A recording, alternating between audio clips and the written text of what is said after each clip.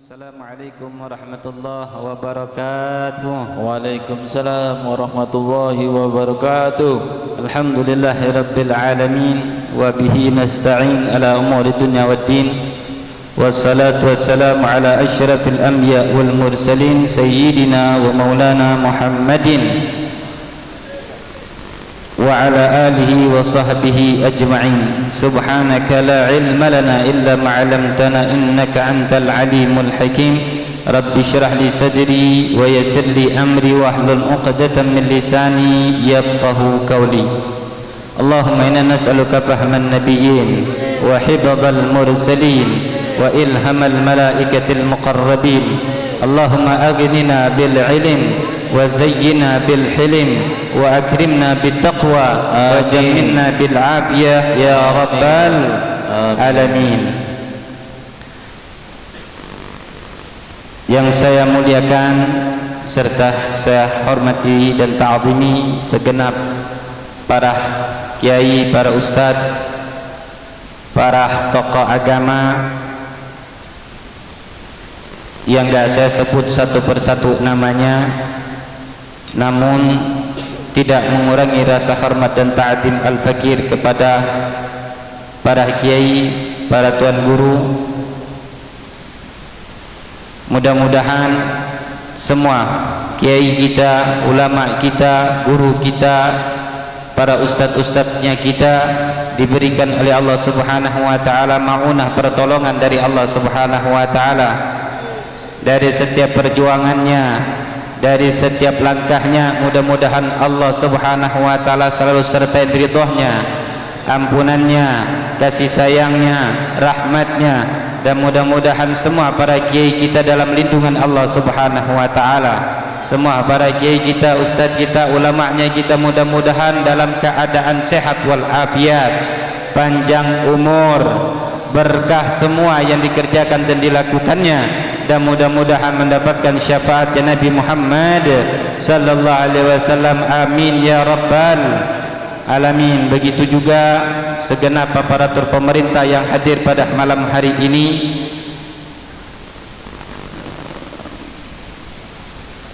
Pak Muhammad Taufik, dan mudah-mudahan semua aparatur pemerintahnya kita selalu dalam keadaan mendapatkan hidayah dan petunjuk Allah Subhanahu wa taala. Mudah-mudahan semua para aparatur pemerintahnya kita cinta dengan agama, cinta dengan salawat, cinta dengan masyarakat, cinta dengan ulama dan kiai. Mudah-mudahan semua aparatur pemerintahnya kita selalu mendapatkan petunjuk Allah Subhanahu wa taala dan diberikan pertolongan oleh Allah Subhanahu wa taala di dalam berbakti dan beribadah kepada Allah Subhanahu wa taala. Amin ya rabbal alamin. Begitu juga yang terkhusus yang saya hormati, saya muliakan sahibul bait, sahibul haja, Pak Jumadi sekeluarga. Mudah-mudahan keluarganya Pak Jumadi selalu diridhoi oleh Allah Subhanahu wa taala, diturunkan rahmatnya Allah, diturunkan hidayahnya Allah, diturunkan yang namanya taufik Allah Subhanahu wa taala, dan mudah-mudahan hatinya selalu senantiasa cinta kepada Nabi Muhammad, cinta kepada zuriatnya Nabi Muhammad, cinta kepada orang-orang saleh, dan mudah-mudahan keluarga beliau dan anak keturunan beliau menjadi para orang-orang saleh, orang-orang yang beriman dan bertakwa kepada Allah Subhanahu wa taala. Dan mudah-mudahan kita yang hadir pada malam hari ini, yang sedang sakit Allah sembuhkan sakitnya, yang rezekinya, duitnya kering, mudah-mudahan Allah guyur dengan hujan rahmatnya, yang masih bujangan mudah-mudahan cepat dapat jodohnya, yang belum punya anak mudah-mudahan dikasih anak yang banyak, yang sawitnya ngetrek mudah-mudahan berkat maulid Nabi sawitnya makmur, panennya banyak, hartanya berkah melimpah, istri di rumah tambah cinta. Yang enggak punya rumah dikasih rumah, yang masih duda dikasih bojo maneng, yang enggak punya apa-apa dikasih dunia beserta akhirat oleh Allah, yang mempunyai niat apa aja di dalam hatinya pada malam hari ini semoga Allah Subhanahu wa taala kabulkan dan ridhoin oleh Allah Subhanahu wa taala. Amin ya rabbal alamin. Sebelum lanjut, di sini biasanya ngaji sampai jam berapa? Jam 11. Kak Pulo takutnya kelamaan nanti. Jam berapa? Jam 11. Biasanya jam setengah 12, jam 1. Waduh, kelamaan ini. Alhamdulillah, segala puji bagi Allah Subhanahu wa taala, yang mana Allah Subhanahu wa taala telah mentakdirkan kita berkumpul pada malam hari ini dalam keadaan sehat walafiat, dalam keadaan sadar dan waras, dan mudah-mudahan kita semua yang hadir pada malam hari ini benar-benar didatengin oleh Nabi Muhammad sallallahu alaihi wasallam, dihadirin oleh Nabi Muhammad sallallahu alaihi wasallam. Karena perayaan Maulid pada saat tatkala ini kita berada di dalam bulan Maulid Nabi, bulan kelahiran Nabi, yang wajib kita adakan, yang wajib kita rayakan, yang wajib bagi kita untuk membuat suatu acara yang megah dan mewah untuk Nabi Muhammad sallallahu alaihi wasallam. Karena ulama-ulama salafun salih ketika datang bulan Rabiul Awal ini, yang mana mereka hatinya bergembira, hatinya bahagia, hatinya selalu senantiasa terpaut dengan Nabi Muhammad sallallahu alaihi wasallam, dan bahkan mereka banyak menghabiskan waktu tidak lain dan tidak bukan untuk berselawat kepada Nabi Muhammad. Banyak mereka habiskan waktunya setiap hari, khusus satu bulan di bulan Rabiul Awal ini, bulan kelahiran Nabi, mereka baca sejarah Nabi Muhammad. Gak ada yang dikerjakan kecuali baca sejarahnya Nabi Muhammad.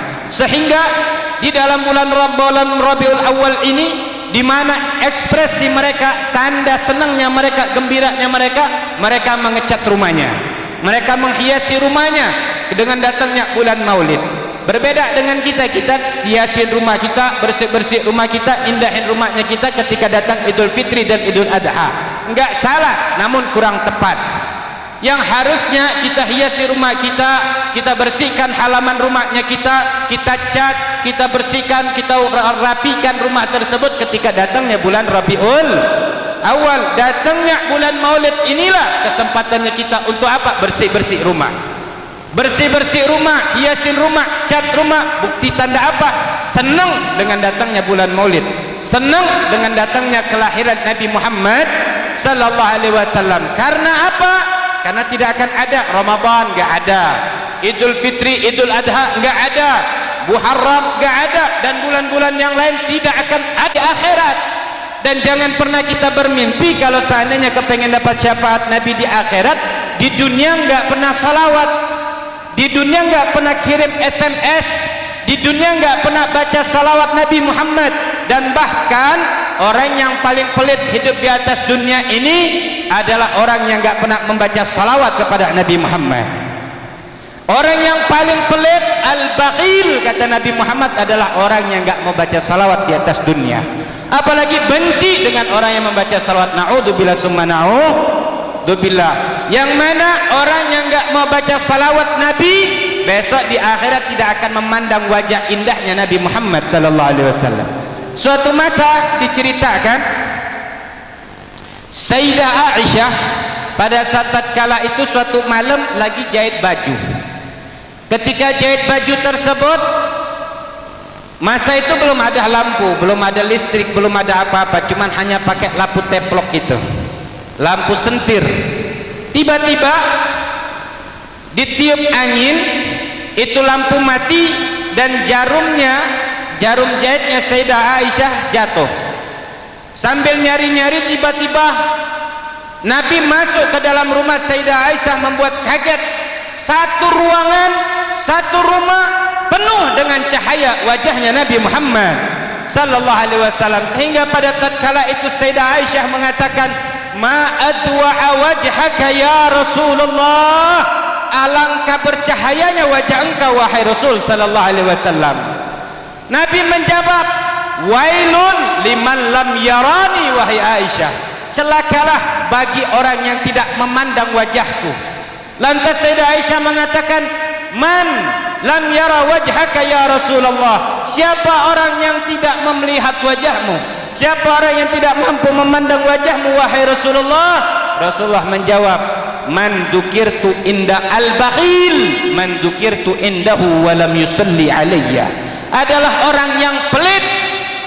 Orang pelit tidak akan memandang wajahku, kata Nabi. Siapa orang pelit? Man dzukirtu indahu wa lam yusalli alayya. Siapa orang yang dibacakan sejarahku, dibacakan namaku di hadapannya, dia tidak mau bersalawat kepada Nabi Muhammad sallallahu alaihi wasallam.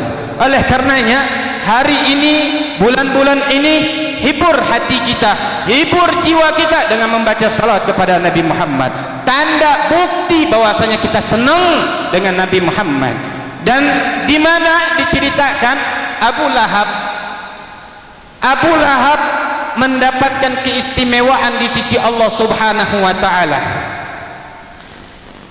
Dia walaupun kekal abadi di dalam neraka Allah, namun setiap hari Senin dia mendapatkan keringanan dari Allah, keluar dari jari jemarinya air susu.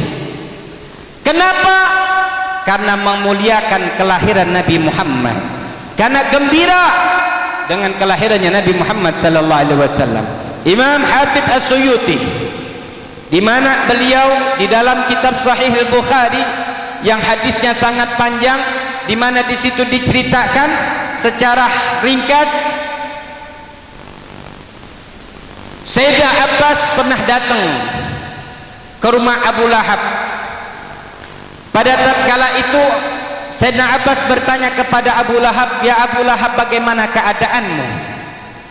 Maka Abu Lahab menjawab, keadaanku sebagaimana engkau lihat wahai Abbas. Bagaimana kabar hari ini wahai Abu Lahab? Maka Abu Lahab menjawab, hari ini di mana aku bermimpi setiap hari Senin ketika aku berada di dalam neraka, Allah Subhanahu wa taala mengeluarkan dari jari jemariku air. Kenapa hal demikian bisa terjadi?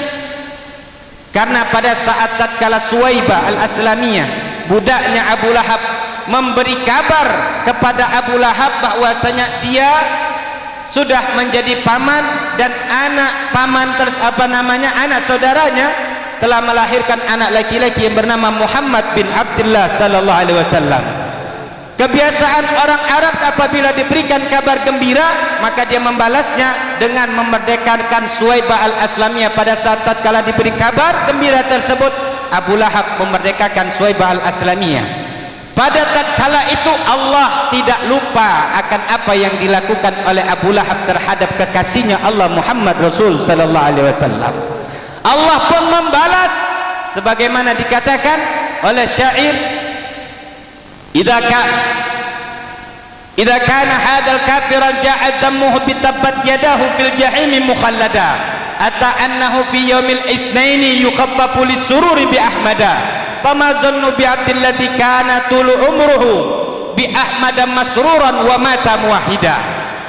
Ulama mengatakan kalau ini orang kafir, satu kali seumur hidupnya dia gembira bahagia dengan kelahiran Nabi Muhammad, Allah berikan kemuliaan, Allah ringankan siksanya walaupun dia berada di dalam neraka kekal abadi selamanya.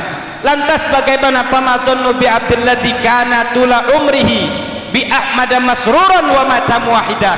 Lantas bagaimana apabila seorang hamba yang selalu senantiasa seumur hidupnya dengan Nabi Muhammad selalu cinta dan rindu dan mati dalam keadaan membawa iman kepada Allah dan Rasulnya, sudah barang pastilah dia akan bersama Nabi Muhammad sallallahu alaihi wasallam. Mudah-mudahan kitalah orangnya yang selalu senantiasa cinta dan rindu kepada Nabi Muhammad, yang mudah-mudahan kita adalah orangnya yang ditakdirkan oleh Allah Subhanahu wa taala selalu senantiasa membaca salawat kepada Nabi Muhammad dan mati membawa keadaan iman dan Islam. Amin ya rabbal alamin. Mudah-mudahan sedikit apa yang Al-Fakir sampaikan pada kesempatan kali ini bermanfaat. Akhirul kalam, wallahu muwaffiq ila aqwamit thoriq. Assalamualaikum warahmatullahi wabarakatuh.